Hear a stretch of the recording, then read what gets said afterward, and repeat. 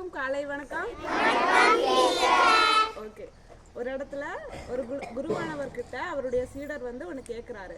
குருவானவரே, நான் நிறைய படிக்கிறேன், எனக்கு படிக்கிற விஷயம் நீங்கள் சொல்லி கொடுக்குற மந்திரமெல்லாம் எனக்கு புரியவே மாட்டேங்குது, நான் என்ன பண்ணுறது அப்படின்னு சொல்லி குருவானவர்கிட்ட சீடன் வந்து கேட்குறா. அப்போ குருவானவர் வந்து ஒன்று சொல்கிறாரு, நான் சொல்கிறத நீ செய்வியா அப்படின்னு சொல்லி கேட்குறாரு. ஓ, செய்யறேன்னு சொல்லுவாங்க. அங்கே தெரியுதல்ல ஆறு, அந்த ஆறில் போயிட்டு நான் ஒரு பக்கெட் தரேன், அந்த பக்கெட்லேருந்து அங்கே இருக்கிற தண்ணியை இங்கே கொண்டு வந்து இந்த தொட்டி வந்து நிரப்பணும் அப்படிங்கிறத சொல்கிறாரு.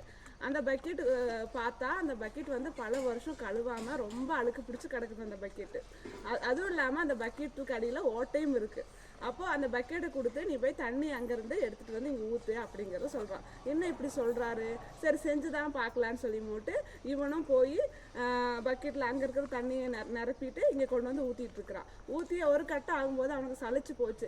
என்னடா இது, இவர் தண்ணி வேறு கீழே போயிட்டுருக்கு, ஒரு சொட்டு கூட தொட்டி வந்து ரீச் ஆகலை, எல்லாமே கீழே போயிடுது.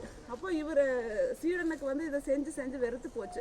அப்போ திரும்பவும் போய் குருவானவர்கிட்ட, ஐயோ நீங்கள் சொன்ன மாதிரி தண்ணி எதுவுமே இங்கே வர்றதில்லை, நான் என்ன பண்ணுறதா, அதெல்லாம் முடியாது, நீ 1000 தடவை அந்த தண்ணியை நிரப்பி இங்கே கொண்டு வந்து ஊற்றணும் அப்படின்னு சொல்லுவார். பின்ன அதே மாதிரி அவள் 1000 தடவை அதே மாதிரி ஊற்றிடுவான். ஆனால் தண்ணி வந்து ரீச் ஆகிட்டு இல்லை தொட்டியை. அப்போது குருவானவரே, நீங்கள் சொன்னதை வந்து நான் பண்ணிட்டேன் அப்படின்னு சொல்லுவாங்க. அப்போ சரி, இப்போ இந்த பக்கெட் வந்து நல்லா பாருன்னு சொல்லும்போது பக்கெட் வந்து எப்படி இருக்குன்னா நல்லா சுத்தமாக இருக்குது.